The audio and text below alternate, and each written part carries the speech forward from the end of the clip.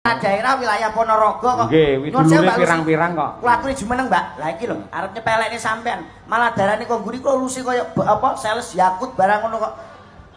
Lho ya ta potongane kaya son horeg. Wow. Kaya son apa? Son horeg. Wow. Bokonge nggawa kompresor. Ngenyek. Piyai sing miji apa piyai sing ayu lencir kuning yo ngene iki kok. Lencir kuning iki mripatmu katarak apa piye? Potongan dengan Semar. Ayu nggih Pak Yoyok nggih. Cantik, luwes kewes merbawani. Nyuwun sewu, selamat malam wilujeng dalu Mama Lucy. Selamat malam. Pripun kabaripun Ibu? Sae. Wah, piyai kok alus ngeten nggih Pak Yoyok. Nggih. Ngene iki lho kena kanggo contoh. Alus sapa? Alus itu wayangan. Dajal meni reokan kebayak dicoplok karo ngowo ngene.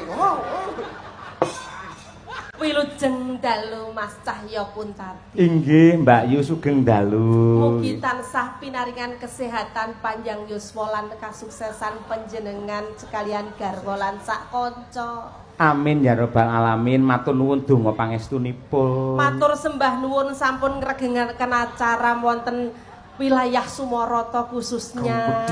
Kami mewakili warga masyarakat Ponorogo luar biasa. Merupakan suatu kehormatan. Matur sembah nuwun nggih, Mas. Nggih, semanten ugi kula ngaturaken panuwun dumateng Mbak Lucy Brahman. Mugi-mugi tansah pinaringan sehat walafiat. Dawuh sami-sami. Panjang yuswa. Murah rejeki. Amin pangestunipun. Apa Be? Raiku ditabrak bis saya. Kok bis saya? Lah kowe manggonmu ya kono sirahmu kok. Sing ra ngerti unggah-ungguh ya iki. Lho, iki sing asli wong Jawa Ponorogo sing paham tata krama ya iki. Nyuwun sewu jenengan niku ndamel gelungan, kebayak, jarik, paling gak sopan santun tetep dijogo. Nek karo ngendika karo Mas Yoyo niku ningali pawakan. Nek awake cilik iso nyuwun sewu Mas Yoyo dangu mboten pinanggi. Nggih, luwes ngene ya. Nek lemu iku aja mengguri. Lho, yo nek sing ngerti kae lagi omong-omongan, sing ora ngerti kaya pitik ngendhok. Lah kudune piye? Mengarep nyuwun sewu Mas Yoyo pripun pawartosipun. Ngarep ya. Mboten pinanggi lho Mas. Mengarep. Oh, malah mengguri. Suwun pangapunten sedaya kalepatan lho Mas Yoyo. Mbok pilih kula wonten klentunipun tembung wonten dalu menika. Matur sembah nuwun sampun ngregengaken acara dalu menika.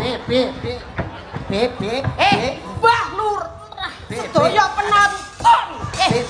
Matur suwun. Adapke nang nek coplok lho, aja banter-banter. Lah kene keku yo ngono banter-banter mbayakno terus mesti kae Lucy ana apa mesti melu ngene. Lah kowe meneh contoh ya ngono ki wong ki mbok ya bangga duwe bojo kaya Mbak Lucy ngeten iki lho Mas Yoyo.